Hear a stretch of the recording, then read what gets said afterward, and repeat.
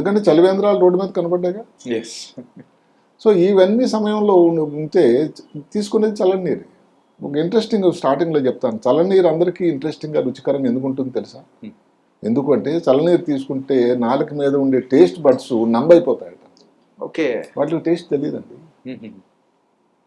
దానివల్ల కొన్ని ఇబ్బందులు కూడా ఉన్నాయి. ఏదైతే ఉందో నీటిలో ఉండేటువంటి ఇంప్యూరిటీస్ కానీ ఏవి తెలవదు ఆ నమ్నెస్ వల్ల.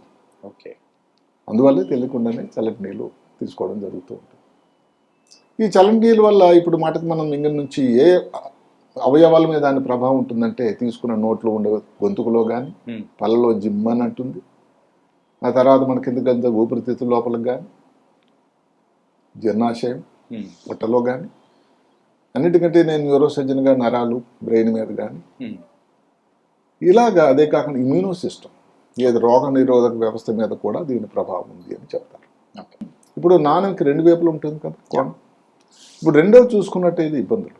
ఇప్పుడు ఎవరికైతే తలనొప్పి ఉందనుకోండి, మైగ్రేన్ వ్యాధి, అలాంటి వాళ్ళు కానీ ఈ చల్లని నీళ్ళు తీసుకుంటే అదే ద్విగుణీకృతం అవుతుంది. అదే కాకుండా ఇప్పుడు చల్లని నీళ్ళు తీసుకున్నారు, స్పైనల్ కార్డ్లో ఒక ఇది ఉంటుంది, ఏది నరాలు, ఆ నరాలు నంబైపోతాయి చల్లగా. ఓకే, అక్కడ నుంచి సమాచార సంకేతాలు ఏదో బ్రెయిన్కి వెళ్ళి హెడేక్ ఎక్కువ అవుతుంటుంది. ఇందాక చెప్పుకున్నట్టుగా చల్లని నీళ్ళు కానీ పర్టికులర్గా రిపీటెడ్గానే తీసుకునేటట్టయితే, చల్లట వాతావరణంలో కానీ ఉండేటట్టయితే ఒక పరిస్థితి ఉంది, కోల్డ్ ఫ్రీజ్ అని. అక్కడ ఏమిటంటే ప్రాబ్లము, ఈ శరీరంలో ఉండేటువంటి టెంపరేచర్ని, వేడిని కంట్రోల్ చేసే ఒక వ్యవస్థ ఉంది. దాన్ని కోర్, బయట మనం చూసే టెంపరేచర్ వేరు, కోర్ టెంపరేచర్ అంటారు మధ్య భాగంలో, ఇన్సైడ్.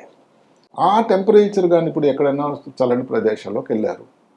నేను ఎప్పుడు నథులా బైపాస్ అని ఎక్కడికి సిక్కిం దగ్గరికి వెళ్తే, మన బార్డర్ సెక్యూరిటీ ఫోర్సు చైనా వాళ్ళతో ఎదురెదురుగా నిలబడి అంత చలి ప్రాంతంలో నిలబడ్డం నిజంగా నాకు చాలా కష్టం అనిపించింది చూస్తే.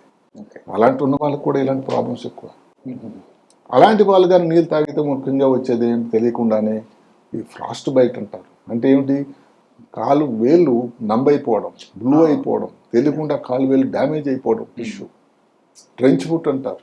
ఇలాంటివి హైపోథెర్మియా, అంటే తెలియకుండానే టెంపరేచర్ ఇంకా తగ్గిపోవడం. ఓకే, ఇలాంటి ఇబ్బందులు కూడా వస్తూ ఉంటాయి. అన్నిటికంటే ముఖ్యమైనది, దాని గురించి చాలా స్టడీస్ వచ్చింది ఏంటంటే కాగ్నిటివ్ ఫంక్షన్, అంటే బ్రెయిన్ తాలూకా మేధాశక్తి. దాని మీద చల్లటి నీళ్ళు కానీ రోజు కానీ చల్లటి నీళ్ళు తాగినట్టయితే మేధా సంపత్తి ఏదైతే ఉందో, అనాలిసిస్ కానీ, మెమరీ, తర్వాత మంచి చెడు మధ్య డిస్క్రిమినేషను, ఇలాంటివి ఏవి అన్నిటి మీద గుంటు పడుతుందట. దానికి కారణం ఏంటంటే, మెదడు లోపల ఈ మధ్యకాలంలో కనుక్కున్నది ఒకటి ఏంటంటే, బ్రెయిన్ ఇన్సులిన్ పాత్వే అని ఒకటి ఉంది. ఓకే, ఇన్సులిన్ అనేది పొట్టలో ప్యాంక్రస్లోని కాదు, ఇప్పుడు బ్రెయిన్ ఇన్సులిన్ పాత్వే అని కూడా ఉంటుంది. ఆ పాత్వే అన్నది కూడా దానిలో ఇబ్బంది పడుతుంది. అదే కాకుండా కొన్ని ఈ మెదడు లోపల న్యూరో ట్రాన్స్మిటర్స్ అని ఉంటాయి. అంటే మనం సంతోషంగా ఉండడానికి, యాక్టివ్గా ఉండడానికి రకరకాల కార్యక్రమాలు, గాబా అలాగే గ్లూటామేట్ అని, ఈ రేషియో కూడా మారుతూ ఉంటుంది. అన్నిటికంటే ముఖ్యంగా ఇంకేమిటి, ఈ బ్రెయిన్ లోపల ఏదైతే ఆల్జీమర్స్ వ్యాధి టైంలో మనం ఒకటి చెప్పుకుంటాం, ఎమలాయిడ్ బీటా అని. ఈ చల్లటి నీరు తాగడం వల్ల ఎమలాయిడ్ బీటా అన్నది ఏదైతే ఉందో పేరుకుపోవడం అన్నది మెదడు లోపల ఉండే కణాల లోపల తయారవుతుంది. కాబట్టి ముందు ముందు ఈ ఆల్జీమర్స్ వ్యాధి లాంటిది రావడానికి ఆస్కారం ఉంటుంది. అంటే ఉన్నది కూడా ఎక్కువ అయ్యే అవకాశాలు కూడా ఉంటాయి. అందువల్ల ఈ కాగ్నిటివ్ ఫంక్షన్ అనేది డెఫినెట్గా దీనివలన డ్యామేజ్ అవుతుంది, మేధా సంపత్తి అని కూడా ఉంటుంది.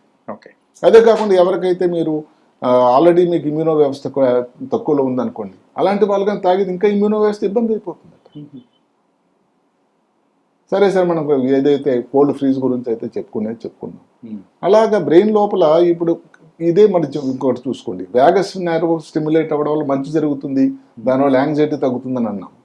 ఇదే కానీ ఎక్కువ తీసుకునేటట్టయితే, అదే కాకుండా ఇప్పుడు హీట్ ఎగ్జాస్ట్ అని ఒక మాట ఉందండి. అంటే ఇప్పుడు ఆల్రెడీ టెంపరేచర్ చాలా ఉంది, అందులో హీట్లో 3 రకాలు ఉంటాయి, heat cramps, heat exhaustion, heat syncope అని అంటాం. మొదటిది ఇప్పుడు మన క్రికెటర్లు ఆడుతున్నారు, సడన్గా క్రాంప్స్ వచ్చి వాడు రిటర్న్ హట్ అని అంటాం. అవును సార్, వాళ్ళు కొంచెం వాటర్ తాగి కానీ సెటిల్ అయిపోతారు. నెక్స్ట్ వచ్చేది హీట్ ఎగ్జాస్షన్. అంటే ఏమిటి, విపరీతంగా స్వెట్ అయిపోతుంది, సాల్ట్ బయటకు వెళ్ళిపోతుంది, వీక్ అయిపోతారు, నడవలేని పరిస్థితి అవుతుంది. హాస్పిటల్ అడ్మిట్ అయ్యి ఐవి ఫ్లూయిడ్స్ కూడా ఇవ్వాల్సిన అవసరం ఒక్కోసారి పడవచ్చు. ఓకే. అలాంటి వాళ్ళు కానీ ఎక్కువగానే ఈ చల్లనీళ్ళు తాగితే దానివల్ల ఏమవుతుందంట, ఈ వ్యాగస్ నర్వ్ ఎక్కువగా స్టిమ్యులేట్ అయిపోయి పేషెంట్ అన్కాన్షియస్ కూడా అయిపోవచ్చు. ఓకే. అంటే ఇప్పుడు ఏదైతే మంచి దానివల్ల ప్రభావం ఉందో కొంత చెడు ప్రభావాలు చెడు అనేది కూడా కూడా ప్రభావం. ఇప్పుడు ఈ చల్లని నీళ్ళు ఎవరు తీసుకోవచ్చు? చల్లని నీరు సాధ్యమైనంత వరకు ఎవరు తీసుకోవచ్చు అని అంటే అథ్లెట్స్, ఏదైతే మనం అనుకున్నటువంటి క్రీడాకారులు, వేసవికాలంలో ఆడుతున్న వాళ్ళు, ఊబకాయంతో ఉన్న పిల్లలు. అసలు కొంత ఉపయోగం లేదంటే గ్యాస్ట్రోఇంటెస్టిన్ సిస్టంలో గ్యాస్ట్రోఇంటెస్టిన్ తాలూకు మొటిలిటీ పెరగడానికి కూడా ఉపయోగం ఉంటుంది. ఈ చల్లనీళ్ళు. లావు ఉండే వాళ్ళు బరువు తగ్గడానికి ఒక పద్ధతి ఉంది. ఓకే. ఎవరికైతే బీపీ కారణాంతరాల వల్ల చాలా చెమట అయిపోయింది, బయట అలిసిపోయాడు, వాళ్ళకు కూడా ఈ చల్లనీళ్ళు తీసుకుంటే నెమ్మదిగా ఈ బీపీ పెరగడానికి కూడా అవకాశం ఉంటుంది. అదే కాకుండా మనం చెప్పుకున్నాం, ఏదైతే డిహైడ్రేషన్ కాకుండా ఈ బ్రెయిన్లో వచ్చేటువంటి వ్యాధి డీజనరేటివ్ డిజీజ్ అంటాం, ఆల్జైమర్స్ వ్యాధి కానీ, మల్టిపుల్ స్క్లెరోసిస్లో కానీ, ఇలాంటి వాటిలో కూడా చల్లటి నీరు తీసుకున్నట్టయితే చాలా ఉపయోగకరంగా ఉంటుంది అని అంటాం. ఇక్కడ ఈ చల్లని నీరు వేడి నీళ్ళ కోసం ఒక క్వశ్చన్ వస్తుంది ఆబ్వియస్లీ.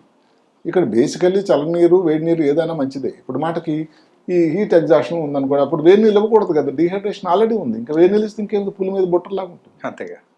అయితే వేడి నీళ్ళలో ఏమిటంటే కొన్ని లవణాలు ఏది దాంట్లో సాల్ట్ వాసన కానీ లేకపోతే కాల్షియం తాలూకు అది కానీ వేడి చేయడం వల్ల బయటకు తెలుస్తుంది. ఆ దాని నుంచి వచ్చేటువంటి ఆవిరి దాని వల్ల కూడా స్మెల్ బయటకు తెలుస్తూ ఉంటుంది. అందువల్ల వేడి నీళ్ళు అందులో కానీ ఏదైనా తేడా వచ్చిందంటే మనం వేడి నీళ్ళు తీసుకోం. చల్లని నీళ్ళలో మనం చెప్పుకున్నట్టుగా ఏదైతే టేస్ట్ బడ్స్ అంత నమ్మ అయిపోవడం వల్ల తెలియకుండానే తీసేసుకుంటాం, దానివల్ల కొన్ని ఇంప్యూరిటీస్ కూడా లోపల తీసుకోవడం అంటే జరుగుతుంది. సార్, యూజువల్గా సమ్మర్లో ఎర్రటి ఎండలోంచి మనం ఇంట్లోకి వచ్చిన తర్వాత వెంటనే మనం వెళ్ళి ఫ్రిడ్జ్లో ఉన్న వాటర్ తీసి గడగడ తాగుతూ ఉంటాం. సో అలా ఇమీడియట్గా ఎండలోంచి వచ్చిన తర్వాత తాగడం వల్ల ఏమైనా ఎఫెక్ట్ ఏమన్నా ఉంటుందంటారా? అంటే అదే చెప్పాం కదా, ఇప్పుడు ఎంత మనం తీసుకున్నాము, ఎన్నిసార్లు కంటిన్యూస్గా తీసుకున్నాం, ఒకేసారి ఒక గ్లాస్తో ఒక అరగంట ఒక గ్లాస్ తీసుకుంటే ప్రాబ్లం అనేది కాదు అక్కడ. ఓకే.